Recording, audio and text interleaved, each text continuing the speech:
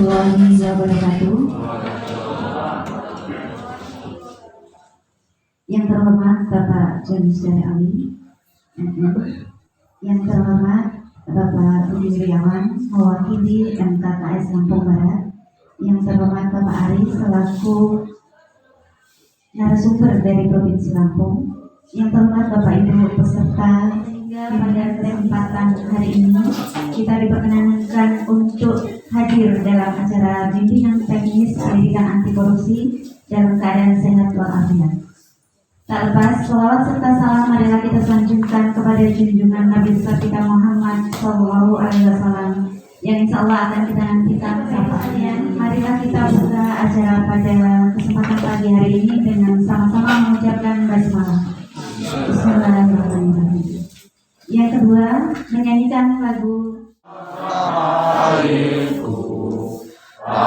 tumpah darahku, di sanalah aku berdiri, dari pandu ibuku, ayahku. Marilah kita berseru, Indonesia bersatu.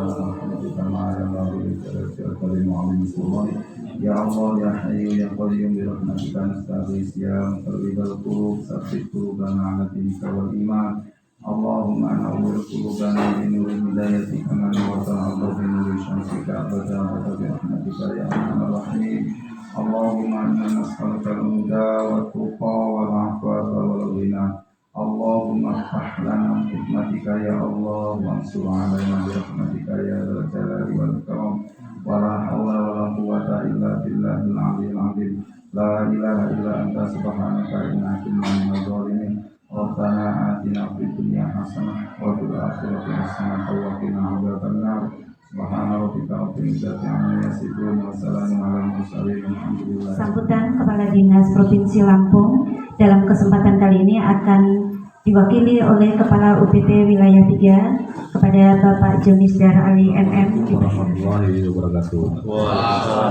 Tapi pun setelah sosialisasi ini mungkin akan dibentuk MGP ya Pak Aris ya, MGP yang khusus menangani masalah pendidikan anti korupsi ini, yang tentunya tidak berhenti pada Bapak dan Ibu sekalian. Artinya nanti di sekolah tugas Bapak dan Ibu lah yang diutus, yang dipercaya dari sekolah untuk bagaimana mengaplikasikan di sekolah, kemudian menyampaikan, menularkan kepada teman-teman yang tidak bisa tidak bisa memberhentikan mungkin, cuma kita mengurangi, memberikan pemahaman lah kepada siswa-siswi kita supaya membentuk karakter mereka, pemahaman mereka bahwa korupsi ini sangat berharap kepada Bapak dan Ibu betul-betul memanfaatkan kegiatan kita hari ini, dan semoga selama kegiatan hari ini sampai selesai Bapak dan Ibu dalam keadaan sehat. Selamat pagi dan salam sejahtera kita semua. Tapi pun, baiklah Bapak Ibu kepala sekolah, Bapak Ibu guru, Pak Kasabin, terima kasih sudah disambut di Lampung Barat yang kemarin di Lampung Selatan, Lampung Selatan, hari ini di Lampung Barat. Pada kesempatan hari ini saya akan menyampaikan beberapa hal yang berkaitan dengan kebijakan pemerintah Provinsi Lampung tentang pendidikan anti korupsi ini dilaksanakan di seluruh provinsi yang ada di Indonesia.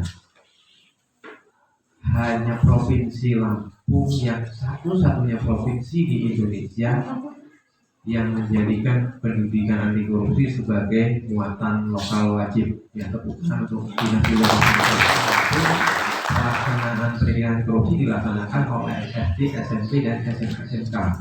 Seluruh provinsi Lampung dan dijadikan muatan lokal. Dan alhamdulillah teman-teman Lampung Barat sudah ada 10 sekolah yang sudah laporan di aplikasinya KPK dijaga ID garis miring pendidikan anti korupsi. Kenapa seperti itu? Di KPK itu ada 3 divisi. Pertama penindakan yang nangkap itu, kemudian ada pencegahan yang melakukan kampanye, kemudian prosedur reguler sekarang sudah aplikasi, itu termasuk pencegahan. Contohnya seperti itu. Kemudian dana desa sudah transparan di website, itu termasuk pencegahan. Kemudian yang divisi pendidikan ya kita ini di sekolah. Jadi untuk mendidik supaya tidak terjadi perbuatan korupsi, mendidik peserta didik. Nanti kita belajar mengaplikasikan ini Pak Kacapi, ada pohon kopi, ini kearifan lokal yang ada di Lampung Barat dijadikan model. Jadi tidak ikut modelnya Jakarta, tidak ikut modelnya Bandung, tetapi modelnya Lampung Barat. Itu kopi sederhana sekali kan, pohon kopi pasti ditemui di samping rumah, di belakang, di kebun, di mana-mana ketemu gitu. Kalau kemarin di Lampung Selatan di Kaliaja itu jaring ikan.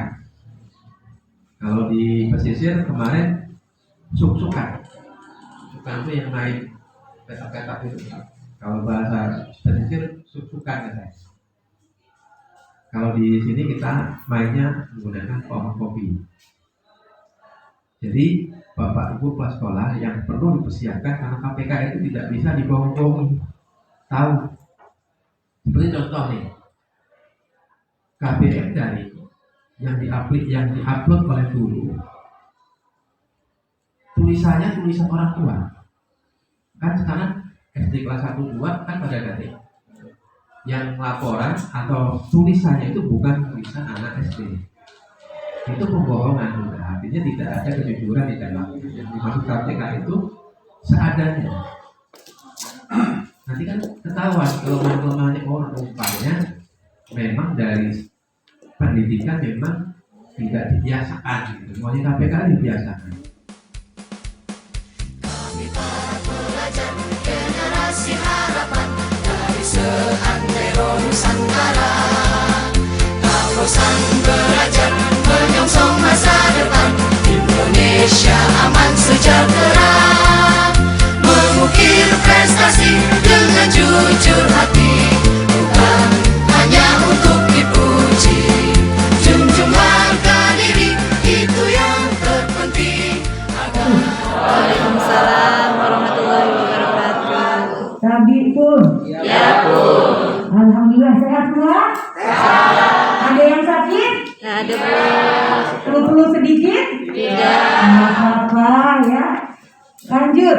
Sekarang kita sebenarnya Ibu mau mengajarkan yel-yel yang berkaitan dengan kopi.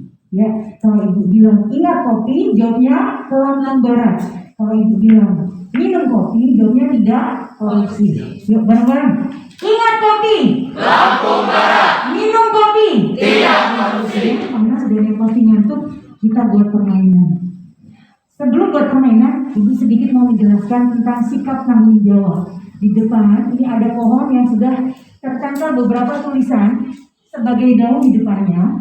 Ya, di sini ada sikap tanggung jawab di lingkungan masyarakat. Yang ini sikap tanggung jawab di lingkungan sekolah, lalu sikap tanggung jawab di lingkungan kelas, selanjutnya sikap tanggung jawab di lingkungan keluarga, yang terakhir sikap tanggung jawab di lingkungan teman berbaring. Sebenarnya di sini ada di depan. Ini adalah model pembelajaran pendidikan anti korupsi dengan nama model pohon kopi liwa. Ya, di sini ada. Jadi temanya adalah tanggung jawab, materinya sikap tanggung jawab. Ibu sedikit memberikan penjelasan. Contoh kita sebagai warga Lampung Barat rata-rata petani kopi. Jangan jawab Bu nggak punya kopi ya, nggak punya kopi nggak apa-apa, kita tetap bisa kopi. Dan kita bisa lihat lingkungan sekitar kita petani kopi bagaimana merawat. Siap semua? Oke siap. Ya. Dari ini kita langsung bikin kelompok ya. Kelompok yang paling pinggir sini Ibu langsung tunjuk kelompok 1. Kelompok 1 ya, siap kelompok 1? Siap. Oke, kelompok 2 siap? Kelompok 2 ya. Baris ketiga ini kelompok 3 siap? Oke, kelompok 4 sudah siap? Ini kelompok 5. Jadi Ibu bikin 5 kelompok sesuai dengan yang di depan ini. Ada 5 daun. Silahkan perwakilan dari kelompok 1 dulu untuk mengambil yang mana. Nanti musyawarah kembali ke kelompoknya. Sebelumnya silahkan ke depan. Ambil kertasnya yang mana. Yang kamu pilih daunnya yang mana. Nanti musyawarahkan sama temannya. Mau menjelaskan dengan metode seperti apa silahkan di lingkungan kelas. Silahkan kembali ya. Jadi ini dia memilih sikap tanggung jawab di lingkungan kelas. Silahkan kelompok 2 maju ke depan. Silahkan pilih yang mana. Pilih yang mana? Lingkaran. Oh ya silahkan. Coba dibaca dulu. Sikap tanggung jawab di lingkungan keluarga. Ya silahkan. Pilihannya sikap tanggung jawab di lingkungan keluarga. Lanjut kelompok 3 mau pilih yang mana? Silahkan ke depan perwakilannya. Ya, pilih yang mana? Sikap tanggung jawab di lingkungan teman berjalan. Ya, terima kasih ya. Silahkan lanjut kelompok 4. Mau pilih yang mana? Sikap tanggung jawab di lingkungan masyarakat. Ya, silahkan. Ya, sudah dijawab oleh kelompok 4. Sikap tanggung jawab di lingkungan masyarakat. Kelompok terakhir silahkan. Ya, musyawarah ya. Silahkan musyawarah tapi tetap jaga protokol kesehatan.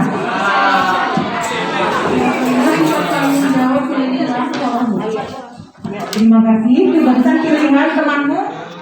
Minimal 5 ya. Ya, 5 saja. Tapi dengan penjelasan, bukan hanya disebutkan contoh, tapi beri penjelasan dari contoh yang kalian pilih. Ya, boleh. Kalau itu minimal, jika lebih baik ada nilai tambah buat kelompoknya.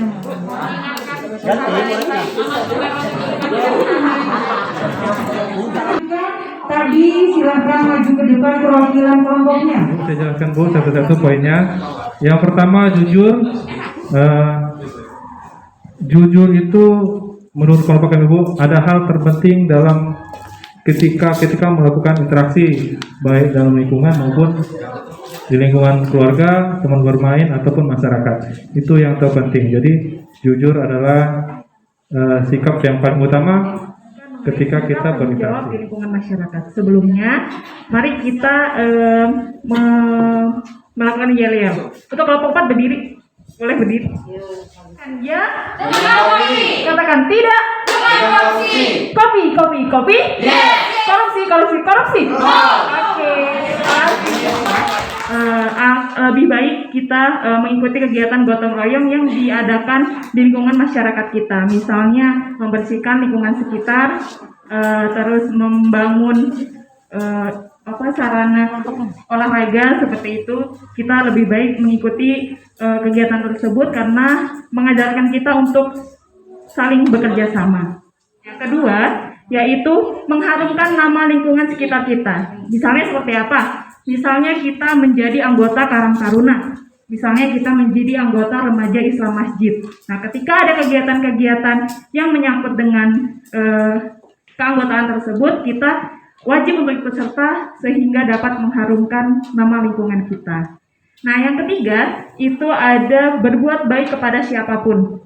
Apalagi kita sebagai peserta didik, diwajibkan untuk bersikap sopan dan baik kepada siapapun, terutama kepada yang lebih tua.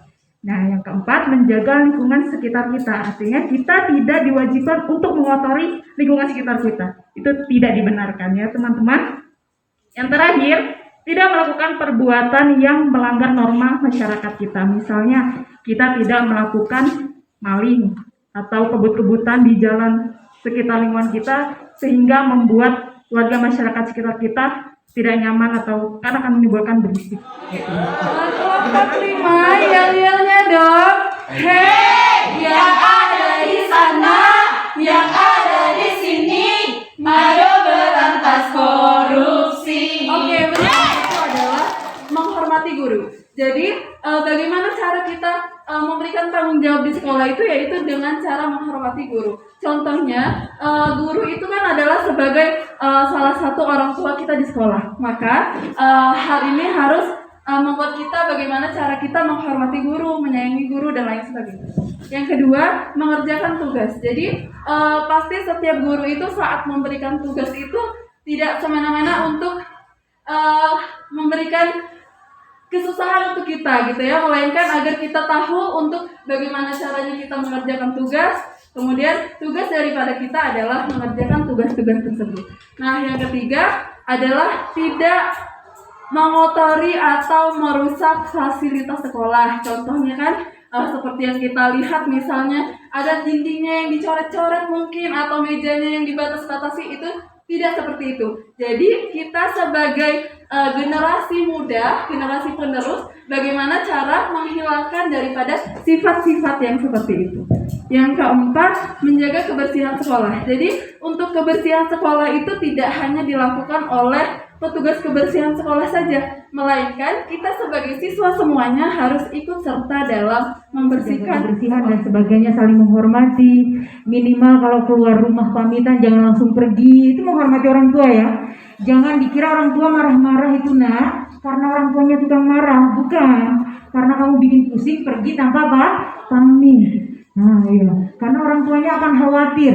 Walaupun kalian sudah besar, sudah dewasa, orang tua akan marah-marah karena dia sayang, dia itu khawatir. Jadi jangan dikira orang tua marah karena benci anak, tidak ada. Ya, orang tua marah itu karena sayang. Tapi kalau kamu sudah pulang pagi, pulang malam nggak ditegur, nah dipertanyakan itu, takutnya udah nggak sayang. Nah ya, gitu. Nah selanjutnya langsung ke lingkungan teman bermain. Teman bermain ini masih sekitar keluarga. Nah di sini ada tadi teman-temanmu memberi contoh seperti membantu teman yang terjatuh, bukan ditertawakan ya. Ibu nambahin sedikit, ini biasanya kita malah kurang respect, malah dipoto ya. Temannya jatuh dipoto terus dikirim diupload ya. Nah, iya diketawain diupload tuh sambil ketawa. Nah itu kurang. Iya, jiwa kemanusiaannya sudah hilang. Jangan sampai terjadi begitu. Sibuk mau posting dengan cara melihat temannya yang ya. Jadi Lucianti untuk menyampaikan kelompok terbaik diskusinya adalah kelompok 2. Tepuk tangan ya. Kami para pelajar generasi harapan dari seantero Nusantara, tak bosan belajar menyongsong masa depan Indonesia aman sejahtera, mengukir prestasi dengan Diimpakkan oleh Bapak Ibu, nanti cari sendiri. Nanti tidak harus ini contoh. Boleh. Ini Pergub 35 46. Ini langsung ke sini ya Bapak Ibu ya. Nah ini, kalau kurikulum nasional itu ada sikap, pengetahuan dan keterampilan, urutannya kan, sikap, pengetahuan dan keterampilan. Tapi kalau pendidikan anti korupsi balik, pengetahuan, keterampilan, baru sikap. Jadi unsur pengetahuan kognitifnya sedikit saja kita memberikan ke anak. Keterampilannya di kelas yang ini, keterampilan di kelas kan tadi ini. Kemudian sikapnya, pembiasaannya di kelas, di sekolah, di teman bermain, keluarga dan masyarakat. Sikap tanggung jawab. Kan tadi dipraktikkan di sini, di kelas. Ditugaskan ke rumah, sikap terbiasanya bisa di sekolah, di kelas, teman bermain, kemudian di lingkungan keluarganya dan di lingkungan masyarakatnya. Itu outcome yang dihasilkan yang harus dibiasakan oleh guru PAK terhadap dan menjadi tauladan, baik di kelas, di sekolah, teman bermain, masyarakat dan keluarga. Itu tujuan akhirnya pendidikan anti korupsi. Kenapa demikian? Karena contoh, ada wali murid sebelum pembagian nilai, sebelum ulangan, sebelum bagi rapor, ada yang ngasih kopi ke gurunya, ngasih kopi, ngasih singkong, ngasih semacam hadiah lah dari hasil pertanian, mau laut, mau pertanian, hasil pegunungan, hasil sawah. Kasih ke guru. Nah, dengan tujuan untuk silaturahmi, bahasa frame-nya atau bahasa kerennya itu ya ucapan terima kasih lah. Itu sudah dimaksud adalah bibit gratifikasi masuknya. Kalau sesudah pembagian rapor juga sama, gratifikasi. Jadi tidak ada unsur memberikan sesuatu karena sesuatu. Kalau anaknya sudah lulus, nggak ada sekolah SMA Negeri 2 Liwa, orang tua datang ke sekolah memberikan ucapan terima kasih kepada Bu Titin, nggak masalah. Tapi kalau sebelum lulus, itu unsurnya gratifikasi dari sekolah. Guru memberikan tugas batas waktu kepada siswa. Tugasnya ada batas waktunya. Batas waktu mengumpulkan tanggal sekian jam sekian. Bapak Ibu lewatkan, ya udah nak, tugasnya dikumpul besok nggak apa-apa. Itu termasuk pelonggaran. Jadi yang menjadi teladan siapa? Yang memudayakan siapa? Sekolah. Yang menjadi teladan siapa? Guru, manajemen sekolah. Ingat kopi.